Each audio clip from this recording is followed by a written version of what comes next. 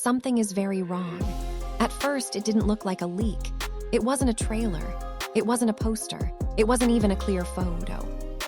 It was just a few quiet details that didn't make sense. But when fans of All of Us Are Dead started putting those details together, everything changed. Season 1 told us the nightmare was over. The school was destroyed. The outbreak was contained. The survivors escaped. But what if that was a lie? According to new leaks spreading online, Season 2 is not a continuation of safety. It's a reveal that the virus never stopped. It only learned how to hide. One leaked detail suggests the zombies we saw before were only the beginning. The virus is changing. Some infected people are no longer mindless. They can think. They can remember. They can pretend to be normal.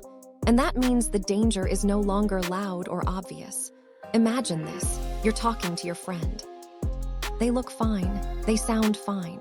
But inside, the virus is awake. Another leak hints that the military never truly saved the city. They covered something up. Areas we thought were empty may still be full of infected survivors trapped in isolation zones, waiting, watching. And then there's the scariest part. A leaked scene description suggests one of the original survivors may already be infected and doesn't even know it yet. No screaming, no biting, no warning. Season 2 isn't about running anymore. It's about trust. Who is human? Who is infected? And what happens when you can't tell the difference? If these leaks are real, All of Us Are Dead Season 2 doesn't just continue the story. It rewrites everything we thought we survived. And this time, no one is safe, not even the ones who lived. When Season 1 of All of Us Are Dead ended, the world felt quiet again. The bombs fell. The school was destroyed. The fires burned everything away. And the survivors were taken to safety. That's what we were told. But Season 2 leaks suggest something much darker. The truth is the ending wasn't an ending at all. It was a pause. According to leaked information circulating among fans and insiders, the government never truly defeated the virus. They didn't cure it. They didn't erase it. They didn't even fully understand it. They only pushed it underground. The bombs didn't destroy the virus. They scattered it. Some infected were killed instantly. Others were buried alive. And some, this is the terrifying part, survived. Trapped under rubble, locked inside buildings, cut off from the world but still alive, and still infected. Season 2 is rumored to open not with chaos but with silence. Empty streets, rebuilt areas, new schools, new rules, people trying to live like nothing ever happened. But the virus remembers. Leaks suggest scientists discovered something too late in Season 1. The virus doesn't just turn people into monsters. It evolves, it adapts, it learns from fear. This leads us to the biggest reveal so far. Season 2 is expected to focus heavily on half-infected humans. These are not zombies who scream and attack. They can talk. They can feel. They can think. They look human. They act human. They even believe they are human. But the virus is inside them, waiting. This changes everything. In Season 1, survival was simple. If someone was bitten, they were infected. If someone attacked, you ran. Now, there are no clear signs. Leaks suggest the virus can stay asleep for days, weeks, even months. And it can wake up suddenly, triggered by strong emotions like fear, anger, or sadness. That means anyone could turn at any moment.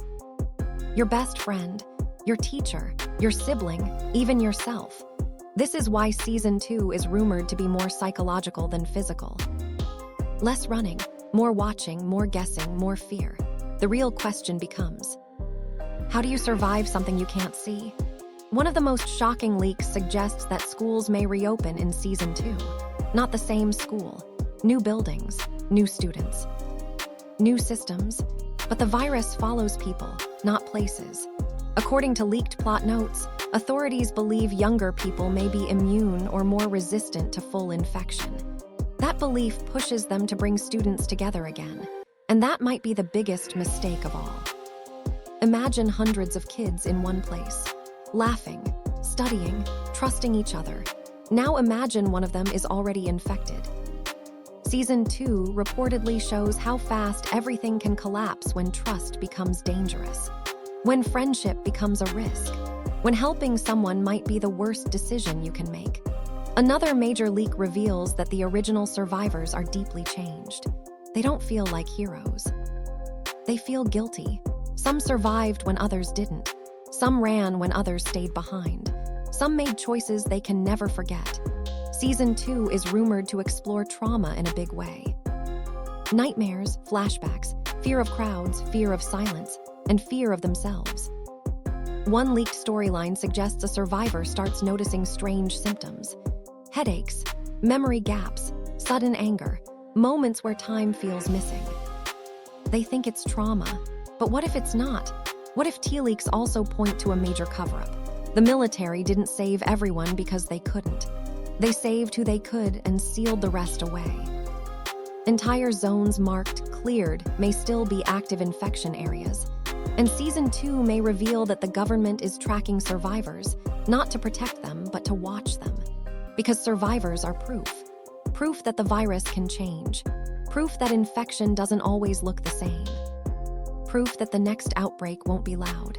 The virus never left them. If these leaks are real, Season 2 isn't about zombies attacking from the outside. It's about fear growing on the inside. It's about learning that the real danger isn't teeth or blood. It's trust, and once trust is gone, survival becomes impossible.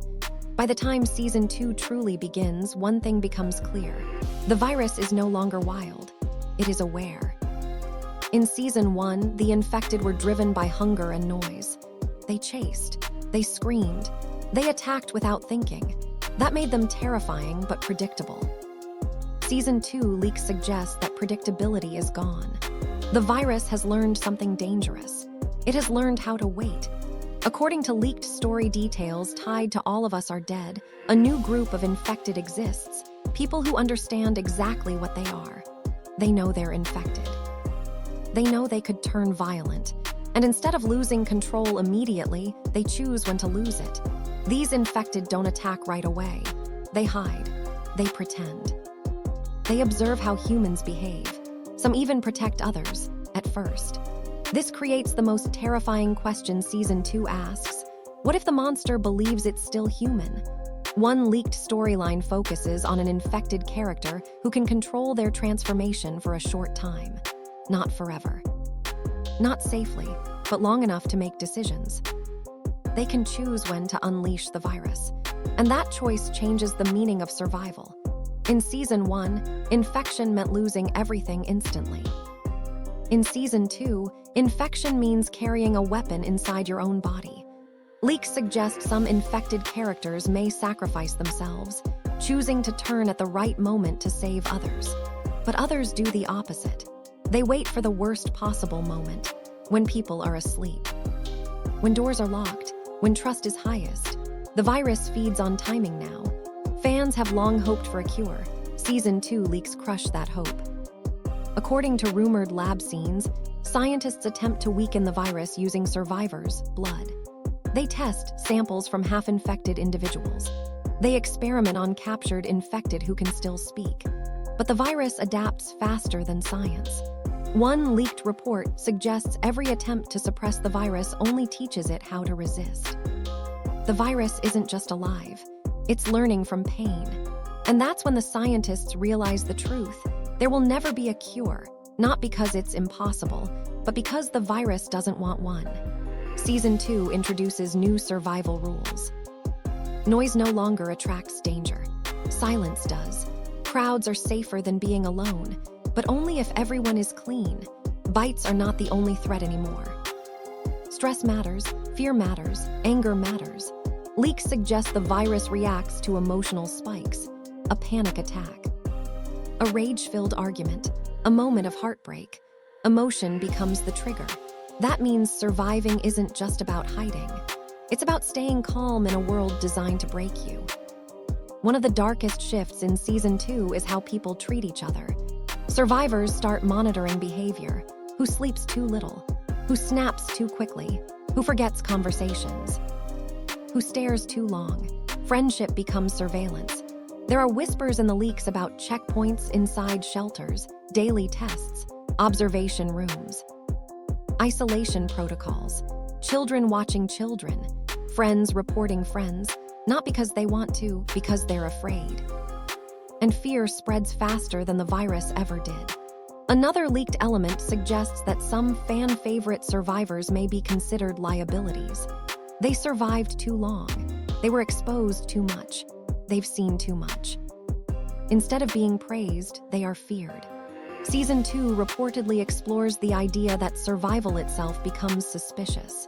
If you lived through everything, why? That question follows the characters everywhere. And eventually, some survivors start asking it about themselves. Midway through Season 2, leaks suggest a moment that changes everything.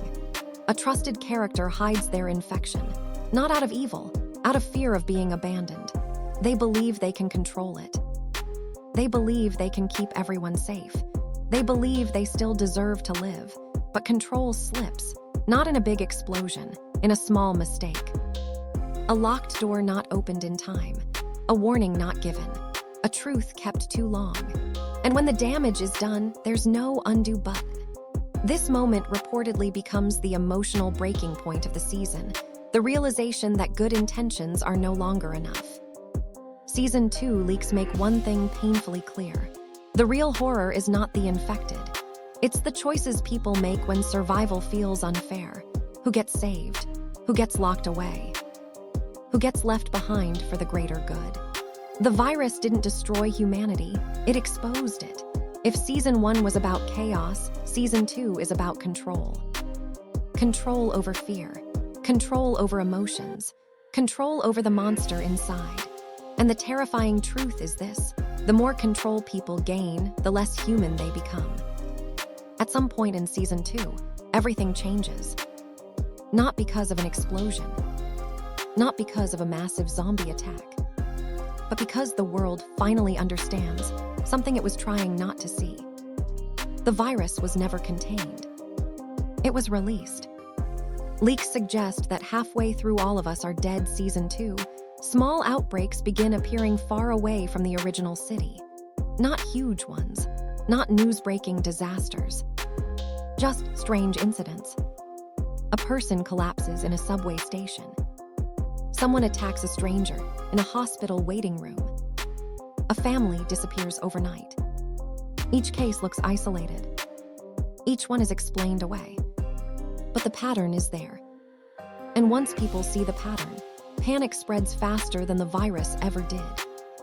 Season 2, leaks suggest the biggest twist isn't inside the quarantine zones.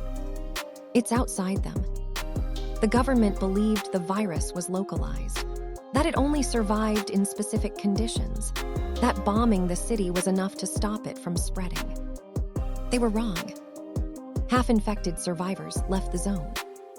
Evacuees traveled. Soldiers rotated home. And the virus traveled with them. But quietly. No screaming. No chaos. No warning signs. Just normal life, with something wrong underneath. Season 2 reportedly shows how the rest of the country, and possibly the world, slowly realizes the truth. This isn't a zombie outbreak anymore. It's an infection hiding inside society. As rumors spread, trust collapses. Leaks describe scenes where public spaces become tense. People start watching each other the way survivors once did inside shelters. Who looks tired? Who seems angry? Who reacts too slowly? Hospitals fill, not just with the sick, but with the afraid. People demand tests that don't exist. Schools shut down again. Borders tighten. Neighborhoods form watch groups. Not to fight zombies, to watch humans. Season 2 shows how quickly fear can turn ordinary people into guards, judges, and jailers. And once that happens, the virus doesn't even need to attack. People do the damage themselves. One of the most chilling leaks suggests governments attempt a second quarantine. This time, it's not about cities. It's about people. Anyone who was near the original outbreak.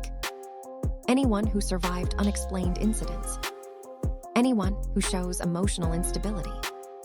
They are flagged, tracked, confined. Season 2 reportedly introduces facilities that look clean and safe, but feel wrong. White walls, quiet halls, locked doors. People are told it's for their protection. But protection turns into imprisonment very quickly. And inside these places, the virus does something terrifying. It waits. One leaked plot point stands out as especially disturbing. The virus doesn't just react anymore. It chooses. Instead of infecting randomly, it begins spreading through people who are already angry, broken, or desperate. People who feel abandoned. People who feel invisible. The virus doesn't want everyone. It wants the vulnerable. And that changes how we see it. Season 2 hints that the virus may not be mindless at all. It may be selecting hosts who are most likely to break under pressure, because broken people spread fear faster. This is when characters realize the truth. The virus isn't trying to end the world. It's trying to reshape it. Toward the later part of Season 2, leaks describe a moment fans will never forget. A character, someone who has fought, survived, and held onto their humanity, realizes they are infected. Not turning yet. Still thinking. Still feeling. They understand what will happen eventually. And instead of hiding it, they make a choice. They isolate themselves voluntarily. Not because they're forced, but because they don't want to become the reason others die. This moment reportedly becomes one of the most emotional scenes in the entire series. Not loud, not dramatic, just quiet. A goodbye that feels unfair. And it reminds viewers of something important. Sometimes the bravest thing isn't surviving. It's stopping yourself. Candle hope, but not the kind you expect. Season 2 does not end with a cure. It does not end with victory. Leaks suggest it ends with understanding. The world finally accepts that the virus cannot be erased. It can only be managed. And managing it means changing how society works. Smaller communities. More honesty. Less control through fear. Survivors begin teaching others what they learned the hard way. Not how to fight, but how to recognize when fear is doing the real damage. This is the quiet hope Season 2 offers. Not safety, but awareness. Every cover-up leads here. Every secret leads here. Every moment of denial leads here. The virus didn't win by being stronger. It won by being patient. And the scariest realization of all, the world helped it. So here we are. After everything we've heard. After every leak, every clue, every terrifying detail. One truth stands above all the others. Season 2 of All of Us Are Dead is not about zombies. It's about what happens after survival. Season 1 showed us how the world breaks. Season 2 shows us what grows in the cracks. The bombs didn't fix the problem. The quarantine didn't end the danger. The survivors didn't escape the story. They carried it with them. And that's what makes these leaks so disturbing. Because Season 2 isn't louder. It's quieter. The screams are replaced with whispers. The chaos is replaced with watching eyes. The monsters are no longer easy to spot. They sit next to you. They talk to you. They promise they're fine. And sometimes they believe it. The virus didn't just infect bodies. It infected trust. It turned friendship into fear. Love into suspicion. Survival into a question with no right answer. Who deserves to live? Who decides? And how long before you become the thing everyone fears? That's the real ending Season 2 is building toward. Not a final battle. Not a miracle cure. Not a clean escape. But a choice. A choice every character must face. Do you hold on to your humanity, even if it puts you at risk? Or do you sacrifice pieces of yourself to stay alive? Because the scariest idea Season 2 introduces is this. You can survive the virus, and still lose yourself. And maybe that's what the virus wanted all along. Not to destroy humanity, but to change it. To see how far people will go when they're afraid. To see who they become when rules disappear. To see whether being human is stronger than being safe. Season 2 doesn't promise hope. It promises consequences. Every secret hidden will matter. Every lie told will return. Every moment of silence will mean something. And the survivors, they won't be remembered as heroes.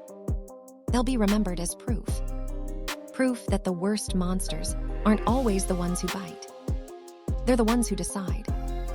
If these leaks are even partly true, Season 2 will challenge viewers in a way Season 1 never did. It won't ask, can you survive? It will ask, who are you when survival costs everything? And that question doesn't stay on the screen. It follows you. Because once you see a story where danger looks normal, where fear wears a human face, where safety comes at a moral price, you can't unsee it. Now I want to hear from you. Do you believe these Season 2 leaks are real? Or do you think Netflix is setting us up for something even darker? Would you trust someone who says they're infected but in control? Or would you lock them away? And if you were in this world, what choice would you make? Comment below with your theory. Like this video if you want a full breakdown of each leaked storyline. Subscribe so you don't miss part 3, where we dive into the rumored ending and why Season 2 might not end where anyone expects. Because in this story, survival is not the end. It's just the beginning. And all of us are still not safe.